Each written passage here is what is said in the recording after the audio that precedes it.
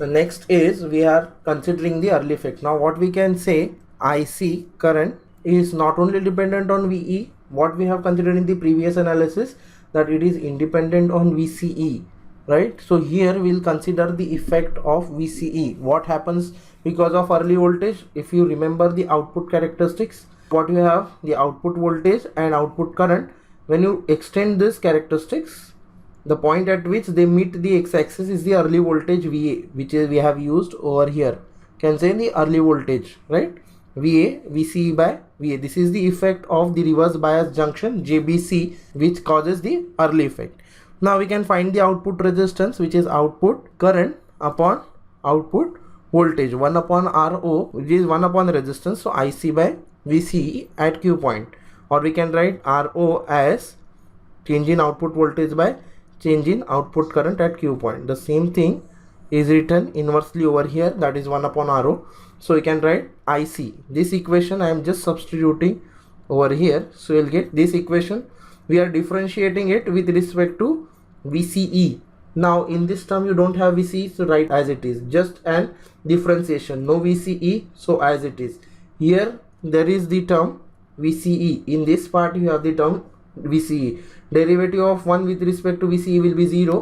Derivative of VCE by 1 upon VA will be 1 upon VA. Derivative of VC with respect to VCE will be 1. So you are left with 1 upon VA. So 1 upon RO is equals to IS e raised to VB by VT into 1 upon VA at Q point.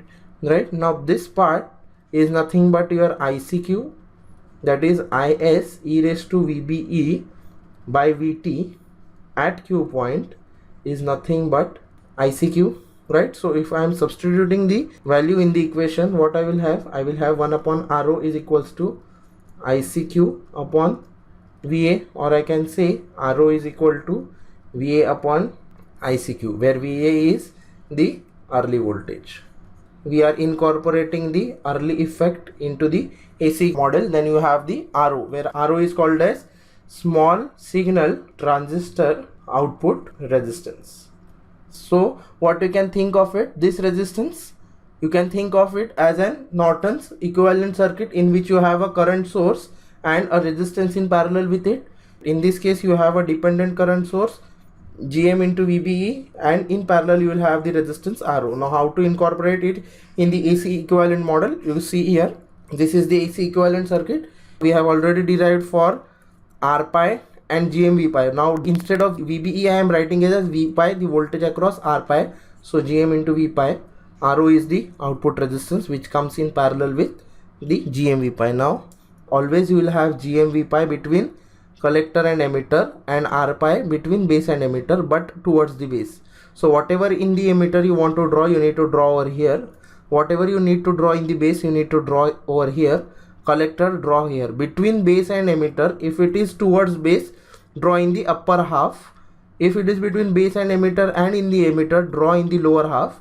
If you want to draw between collector and emitter but in collector, draw in upper half. You want between collector and emitter in emitter, draw in the lower half. Now if you can see, there are different representations, I suffix small b, I suffix small c. So these are nothing but the phasor notations. These I had not told in the beginning. I have told you different cases. What? I suffix small b, capital I suffix capital B, then small I suffix capital B, and finally we are left with capital I suffix small b. So this is pure AC, this is pure DC, this is AC plus DC, and this is phasor notation. So these are the different notations you will find in different books. These what notations, whatever I am using, are from this standard reference book. So these notations you can use. So this is the hybrid pi equivalent model of BJT, including the early effect. This is how you need to draw the AC equivalent model of BJT.